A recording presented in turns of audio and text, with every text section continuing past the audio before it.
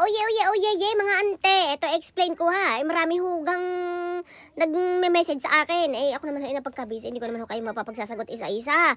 Dahil talaga namang sarami nagmamahal kay fans ko. May talaga namang riot kung magtanong. Abay, edi madali ang explanation ha.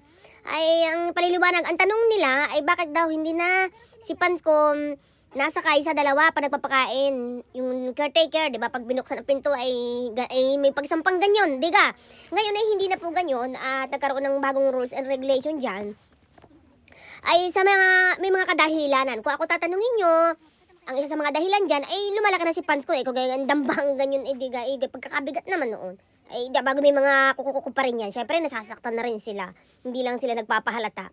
At saka, yun ang isang dahilan. Tapos, kapag ang feeding time niyan is 12 p.m. noon and 3 p.m.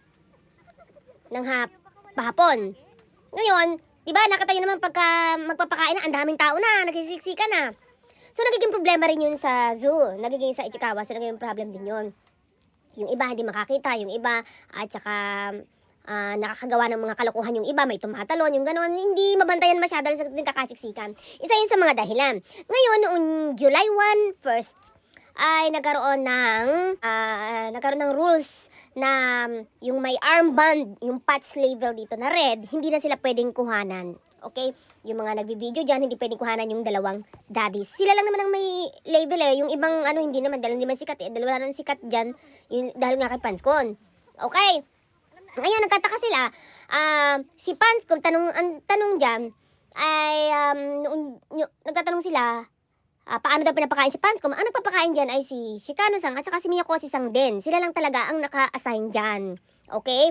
Napapakain si Panscom ng maayos at yan ay nasusuklayan pa at yan ay may sariling doktor. Yung mga monkey. Okay? Ngayon, huwag kayong masyadong ma-stress, mag-alala dahil si Shikano-san sinabi niya, na-interview ko si Shikano-san, di ba dati, hindi pa nun kahigpitan. Sinabi naman niya, tinanong ko nga sa kanya, saan ba natutulog si Panskon? Sinabi niya, diyan siya, natutulog mismo diyan sa loob niya, diyan sa, may butas diyan dalawa diyan na pasok lahat diyan. Diyan siya natutulog at saka, huwag masyadong mag-alala dahil monkey, okay? Dahil makak, yun ang buhay niya. Tayo naman ay tao, naman ay monkey, tayo nga lang sobrang na-involve diyan dahil tayo ay masyadong nagmahal, diga? Okay, ngayon, summarize na lamang at ako po ay napaka-busy dahil ako nga ay naawa naman sa mga nagtatanong. Siguro yung iba ay ngayon lang nakasubaybay at nakakapag-update kay Panscom. Siguro nakita lang din dito sa aking pagbablog.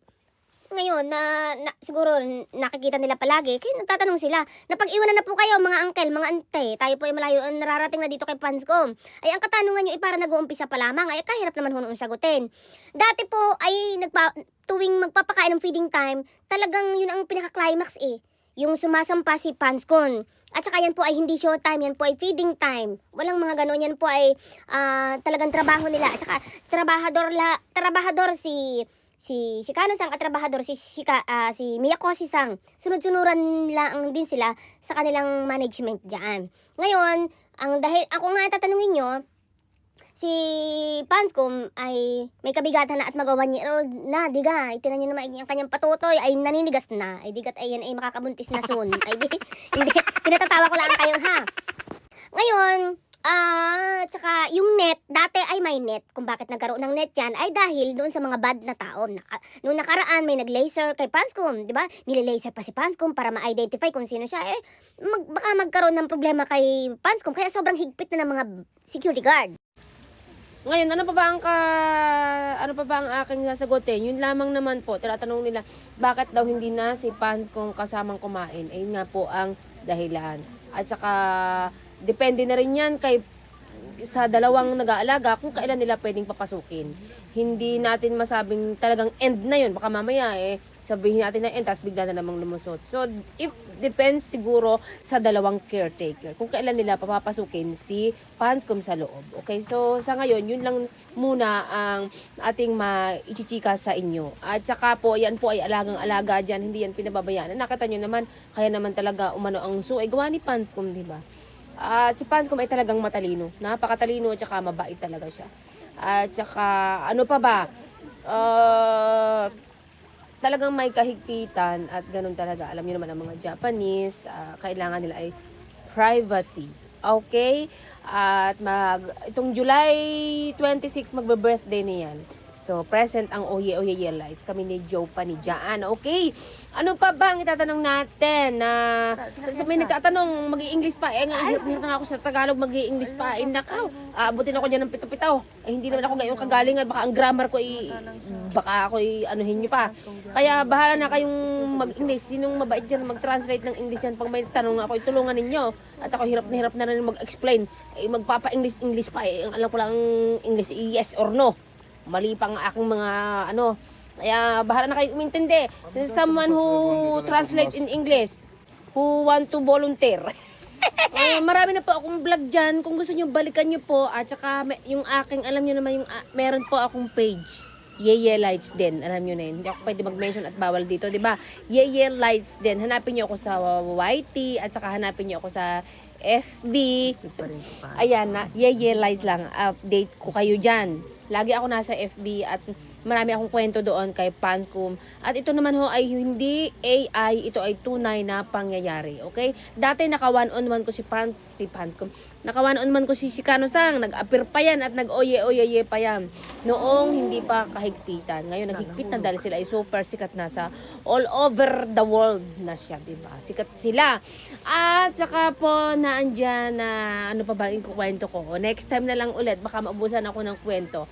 Kung kayo ay magtatanong at hindi ko agad nasagot, ay pasensya na. Pag may time sasagutin ko, ay igaganirin ko na lang din ho. At saka yung tatanong ano daw ang sinasabi noong mga dumadaan diyang security guard na ang ibig sabihin ay 10 minutes, every 10 minutes ay magpalit at para makakita yung naandun sa likod. Ay si Yeye ay hindi nagpapalit. Ako'y patigasan lang ng mukha dahil gusto kong ma-share sa inyo. Ba't ako'y pupunta doon sa likod?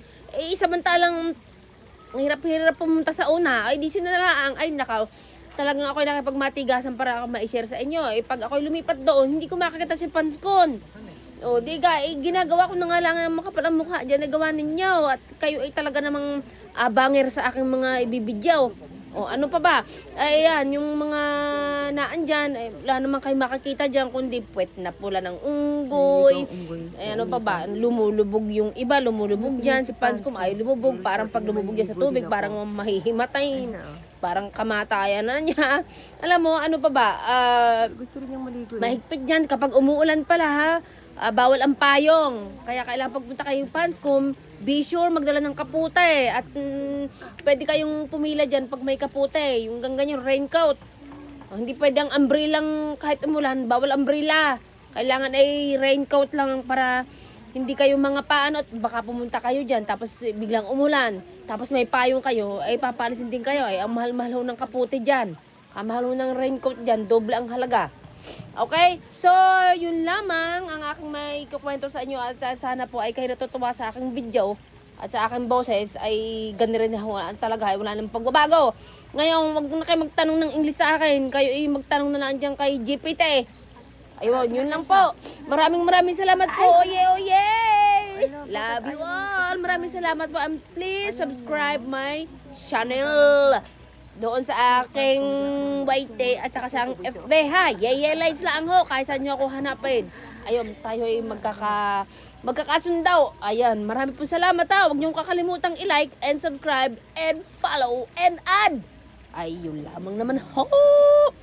Love you all. Oye, oye. Ay, pahabol sa mga staycation, meron po tayo staycation sa Japan. Sa mga gusto magbakasyon ng Japan, malapit tayo kay Panscom at sa Narita at diretso na lang po sa Ichikawa. Kaya makaka-discount kayo sa akin ng malaki. Stay na kayo dito kay Oye, Oye, Oye, Oye Lights. Welcome po kayo dito.